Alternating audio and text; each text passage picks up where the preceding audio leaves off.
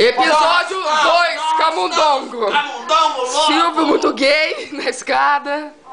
Eu vou puxar a caixa e ele vai andar. Ó, não. Dá licença. A cara tá com o chinelo do Vitão. Tá com o chinelo do Vitão. Vou pegar. Gente, faz um pouco mais. Matou? Matei. Matou? Palmas.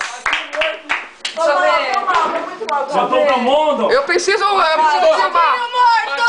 Cadê? Pega pelo Peraí. rabo. Pega pelo rabo. Eu pego daqui. Pega pelo rabo.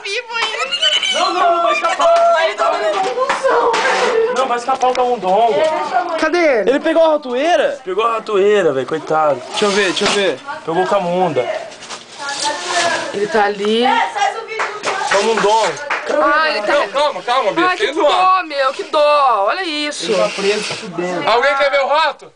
Camunda. Que dó, tadinho, ratinho. Ninguém mandou entrar, mas já chamaram. Já era. Ratinho, tu. Não, para, Vitão, torturar o bicho. É, não tortura. É melhor matar. Ah, não. Torturar é deixar ele assim. Ai, que dó. Mata na cabeça. Deixa eu ver se os meninos. Matamos o rato. Camunda. Cadê esse rato? Calma aí. Quero ver lá. Morreu. Tá morto mesmo? Eu quero ver ele morto. Este foi o episódio 2 do Camundongo. Desse tamanho. Desse tamanhozinho assim.